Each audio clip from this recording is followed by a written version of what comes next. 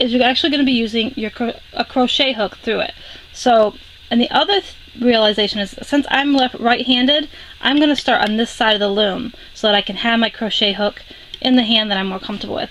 If you're left-handed, you should be able to start at the other side. And all you're going to do is create your slip knot.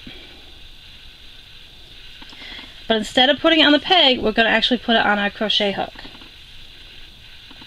Give it a little tug, not too tight, because you're going to need to put a loop through there. Now we're going to start with our crochet hook on the outside of the last peg. This is the peg I want to start with. I want it on the outside of it. If you want to start in more, you would move it here if this was the peg you were going to start with.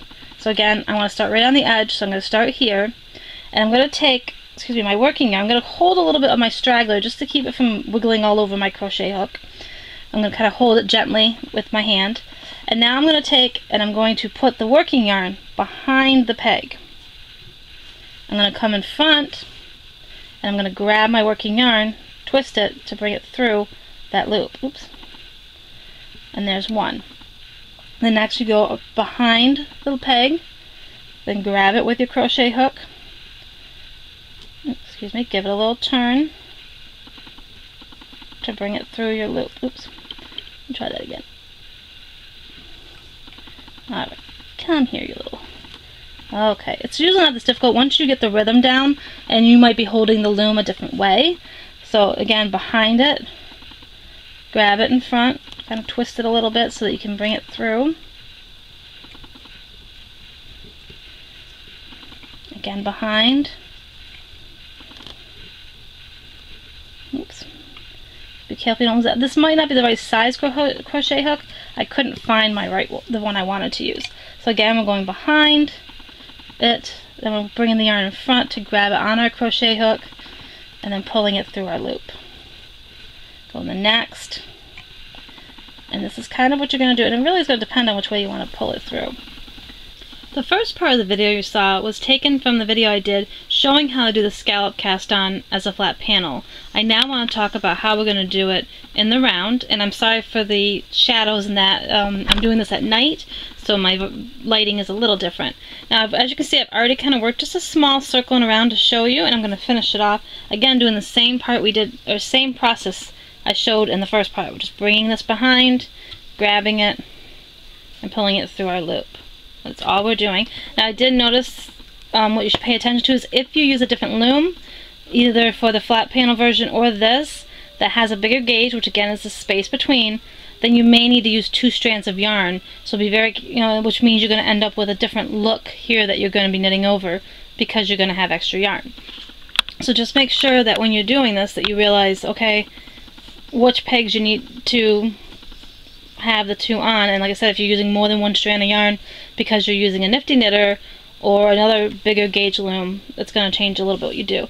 Now when we get into this one, like a turning peg, if you're using a sock loom 2 or the all-in-one loom, this one I thought was a little tricky because I'm going behind like I'm supposed to, but I also, let me see if I can move my stuff out of the way here, but I also have to kind of go around the corner. So as you can see, this time I'm kind of going like this.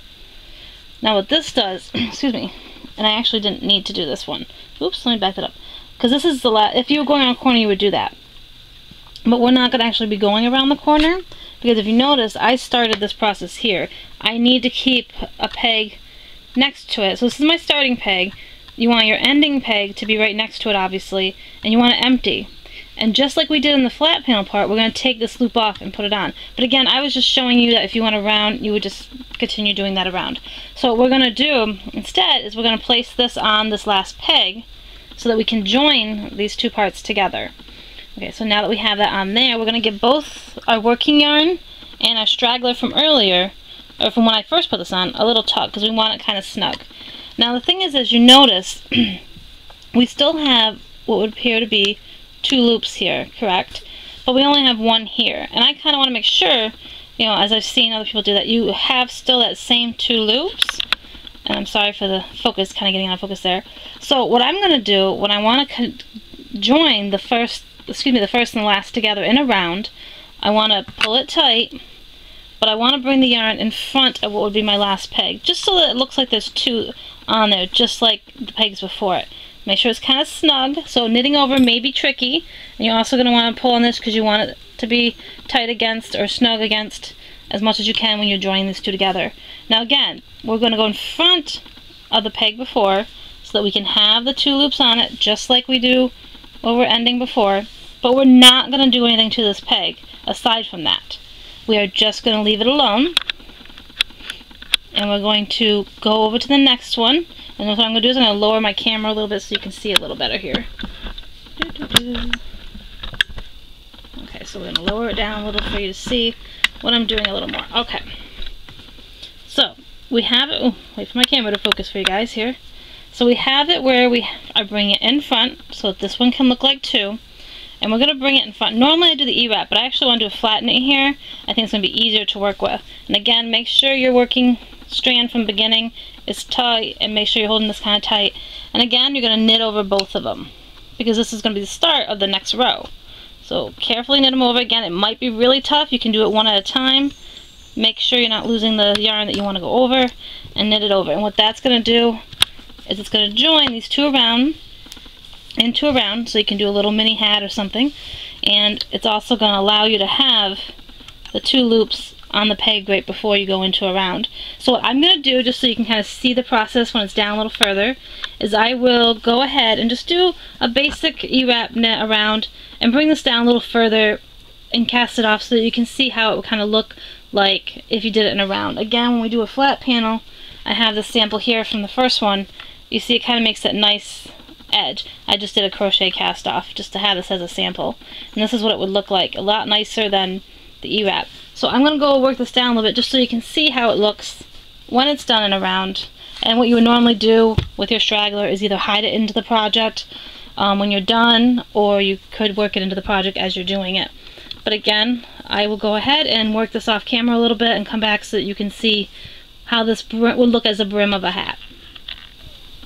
Okay guys, remember too, as I showed in the flat panel video, that because we had two on there, as you can see here, the two, when you go around to knit over, make sure you're grabbing both of those strands when you knit over. I forgot to mention that before I went ahead and did it, because remember how it looked like there was two loops on the outer side? You want to make sure both of those are what gets over.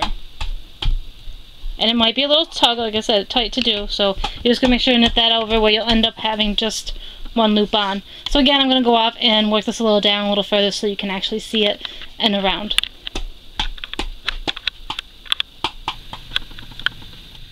I've worked it down a little further. Now one thing I will say is if you're right-handed like me, it's a little weird to be wrapping it around the opposite way that I normally wrap.